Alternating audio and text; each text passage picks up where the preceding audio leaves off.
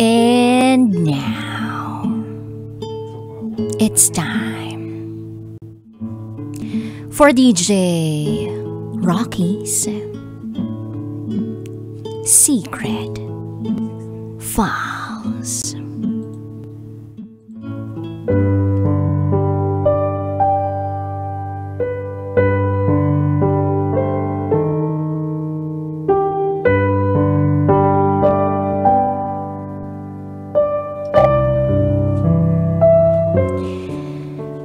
Tinakpan niya ng panyo ang bunganga ko. Sa kanila ginawa ang kababuyan sa akin.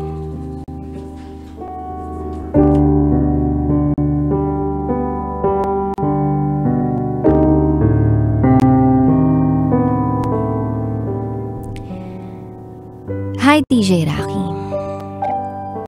Itago mo ko sa pangalang Frances. At ito, ang aking secret file. Babae ako. Madalas lang na pagkakamalang lalaki. Dahil sa pangalan ko.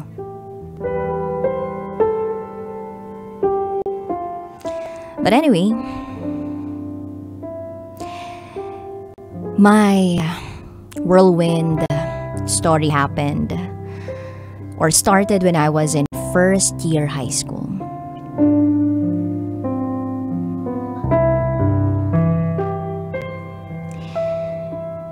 Kakauwi lang ng tatay ko galing UAE. Masaya dapat ang araw na yun. Kaya lang,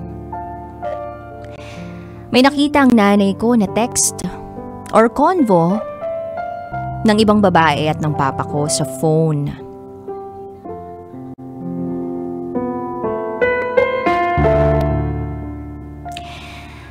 So, ang nangyari,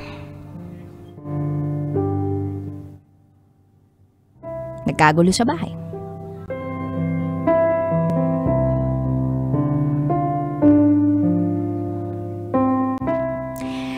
Para kaming mga laruang pinagpapasahan. Kaming anak ang mga laruan.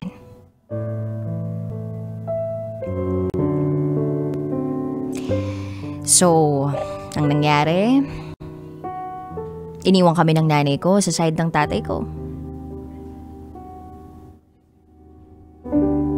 Tapos, minsan ibabalik sa tatay ko. At ganoon ang naging cycle. Para bang sirang-sira ang pananaw ko tungkol sa isang masayang pamilya.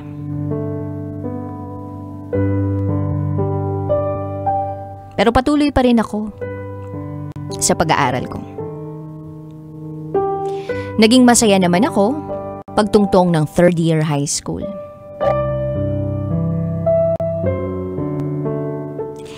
Then one day, yung best friend ko na itago natin sa pangalang Anika, sinabi sa akin na, by the way kompleto na tayo para sa group project natin. Napaisip ako sa linyahan niyang yun. Bakit niya sasabihin sa akin na kompleto na tayo at wag nang kumuha ng iba pang miyembro sa grupo? Inisip ko na, bakit? Napaka-selfish naman natin.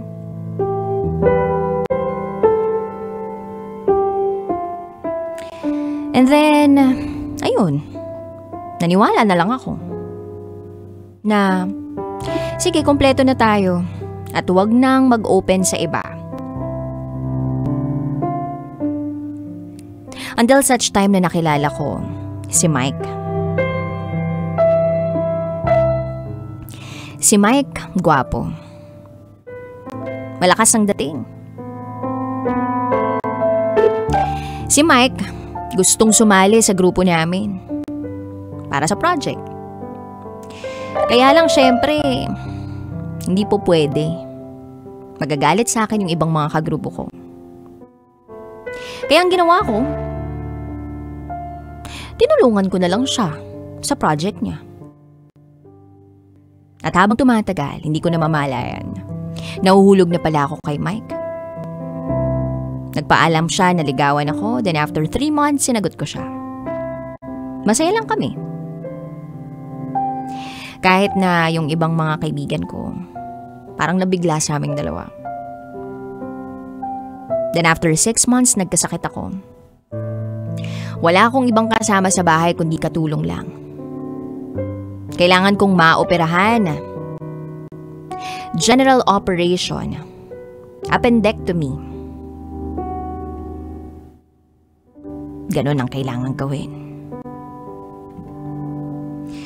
Grabe, that time, ang bilis ng pangyayari. Gumising na lang ako na tinuturuan akong linisin ang sugat ko. 11 stitches ang meron ako. Ang sabi nila, parang na-CS daw ako. Then after 2 weeks, nakauwi ako ng bahay. Nagalit ang tatay ko kasi wala raw akong kasama sa bahay. Paano kung namatay ako?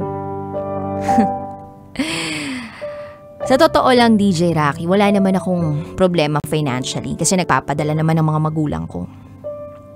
Pero dun sa linyahang yun, ng tatay ko, ano ba naman yun? Kung iisipin, parehas lang naman sila ng nanay ko na wala naman sa Pilipinas.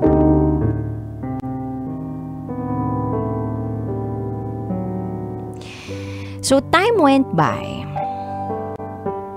Okay pa rin kami ni Mike. Kaya lang, siguro dahil sa mga nangyari sa akin, unti-unting tumamlay ang relasyon namin. Pagtungtong ng 4th year, bagong school niya ako. At doon na kami tuluyang naghiwalay ni Mike. That time, meron namang nanliligaw sa akin. Pero syempre, ibang focus ko. Ang mag-aral.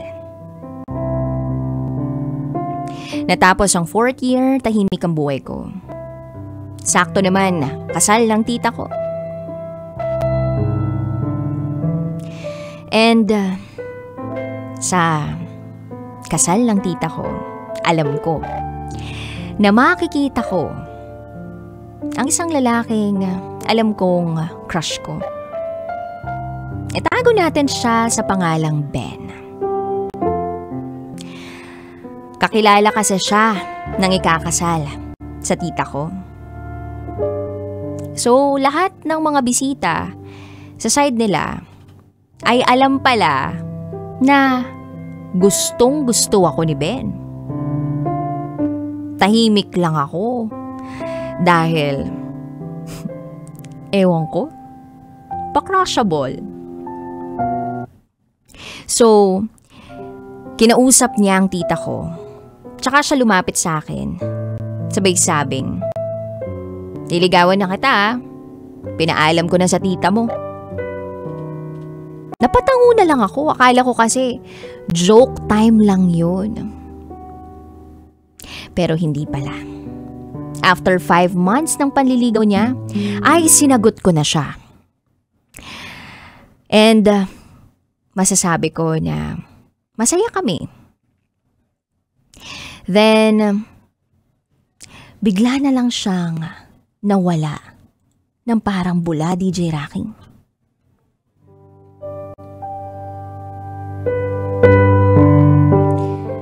Lumipas ang 6 na buwan. Wala siyang paramdam. Halos mabaliw-baliw ako kaya iisip kung anong nangyari sa aming dalawa. Then one day, bigla siyang nag-text. Nang pasensya ka na ha, nawala ang cellphone ko. Nandito ako sa mall na ganito, antayin kita dito sa 2nd floor. Grabe yung naramdaman ko that time. Kasi, bakit? Ba't ako pupunta doon? Pero syempre, DJ Rocky, dahil marupok ako, pumunta ako. So, naging okay kami. At umabot ang relasyon namin ng 3 taon. And then time went by. Ay, naipakilala ko si Ben sa tatay ko.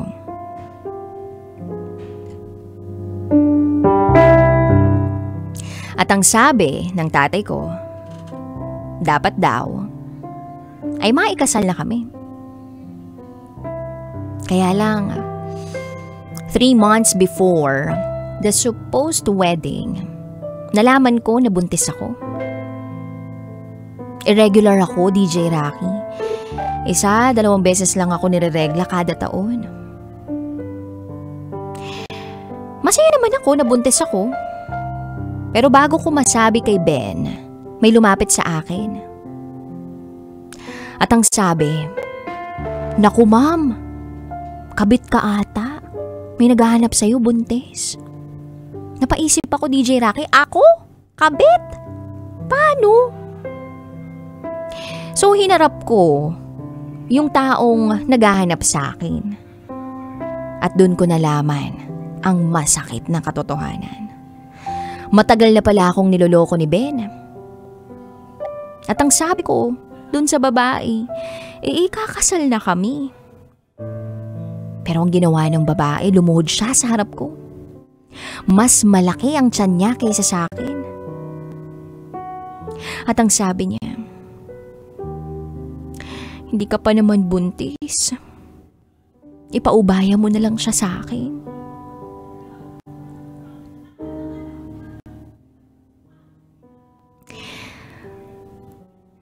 Well, wala nga palang nakakaalam na buntis ako. Maliit pa lang ang tiyan ko eh. At maliit na tao lang din ako, so hindi talaga siya obvious. So after that, pinapunta ko si Ben sa boarding house ko. At hindi ko sinabi, nakasama ko ang babae niyang nagmamakaawa sa akin na ipaubaya siya sa kanya. Ang bilis agad nakarating nitong si Ben. Akala niya siguro magiging masaya ang bungad ko sa kanya. Pero pagkarating niya at nakita niya kung sino ang kasama kong babae, nagbago ang ekspresyon ng mukha niya. Para siyang nawalan ng dugo. At ang sabi ko, okay, alam ko na ang totoo. You guys may go now. I need to rest kasi may pasok pa ako mamaya. Thank you.